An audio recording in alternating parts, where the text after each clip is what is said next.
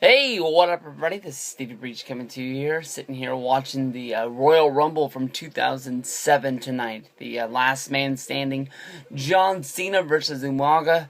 Match is about to start. Last night I watched Royal Rumble 2000. This I guess you can say month, or basically since TLC ended, I've been watching a lot of the Royal Rumbles, trying to put up a lot of the reviews on the older shows up on the channel and get those all knocked out. But tomorrow night looks like it might be a fun show. Everybody knows about the drama going around. Basically, when WWE signed their deal with Sky Sports over in the UK, they basically told Sky Sports that they were going to be getting WWE main event as an exclusive deal.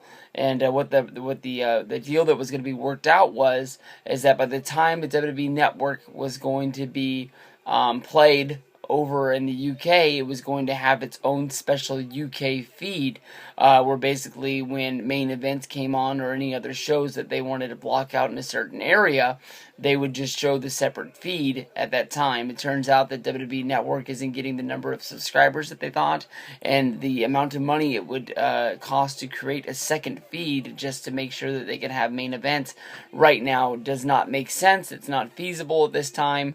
So basically, the United States is getting screwed out of main event. This main event's been a good television show. I haven't watched week in and week out. The last one that I watched was Nikki Bella against Paige in a really, really good match.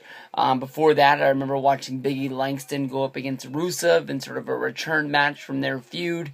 It was pretty obvious that Rusev was going to get the win because Big E really wasn't doing anything at the time. He was sort of, just laying in the weeds waiting for a new day to start. But I remembered the two pay-per-view matches that Big E and Rusev had, and I really liked both of those, and I really wanted to make sure that I saw them.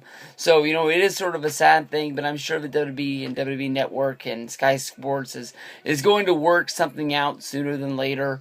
Maybe they'll make it where, main event is available in the on-demand network. Maybe it won't be it won't be able to play on the live stream, but at least you'll be able to go click on it after a certain time and be able to watch it. They'll be able to have the exclusive rights. Maybe it'll sort of like be a Hulu deal, and it'll load up on Wednesday, and you can check it out then. And they'll do that. I think that would be pretty good. They already have to do it because they told Sky Sports that they could have it, so they already have to film the 1-hour television show and produce it. So finding some way for America to get it to be alright. But tomorrow in its place, WWE Network is going to be playing Santino's Royal Rumble Lottery Spectacular. I'm very excited to see what this show is going to be. I remember before the TLC pay-per-view, WWE Network ran a special entitled Demolition Derby Best of WWE TLC, and it was only a half-hour show. It could have been a lot better if it was an hour. They got to play clips from a few different matches, and honestly, by the time that they were showing clips from matches, I was really hoping to see more of what they were doing, because you sort of start to get into the match, and next thing you know, it's over, and they don't show you a whole bunch.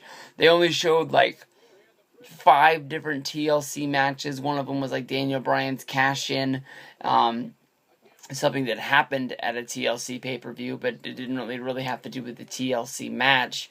But honestly, if they do this right, and I think it's what they're going to do, is they're going to have a show where Santino is sort of backstage. I don't know if they're filming it tonight at Monday Night Raw, or if they'll frame it. If they film it pre-tape at the SmackDown taping tomorrow, and they have it on the network. I want to see the guys that are going to be in the Rumble. Maybe you do some sort of a half-hour show where you reveal the 30 names that are going to be in there. You can't reveal them all because you're always going to have some sort of surprises, whether if it's Rob Van Dam, Sandman, Sting, lots of names. I don't think you want to show Ziggler, Rowan, and Ryback for the first time. I think you want to be surprised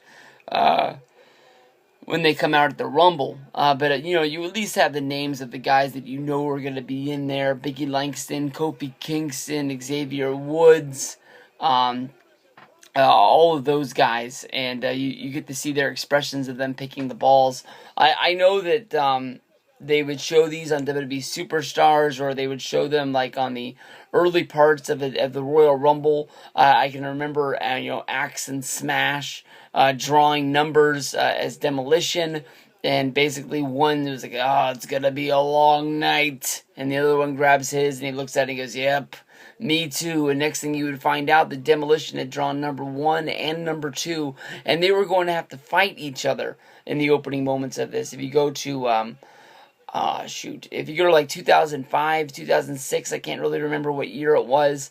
You had the storyline of Eddie Guerrero going into the number drawing room after Ric Flair had drawn number 1. No, I apologize. Ric Flair had drawn number 30.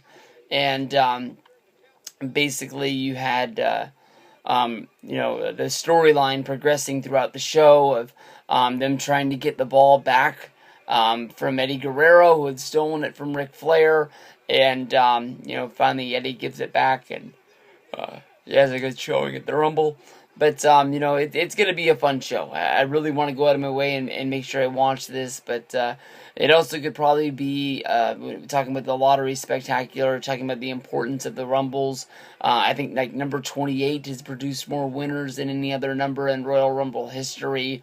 Or if they go through and talk about, how Ric Flair in the 92 Rumble won from number 3. Lasting the whole time, beating Sid Justice and Hulk Hogan in the end to become the first ever WWF champion. Or we talk about Shawn Michaels being the first winner to come all the way from number 1. Things like that, just overcoming the odds and showing which number really is the most important. I think there's been 2 winners from the number 30 spot.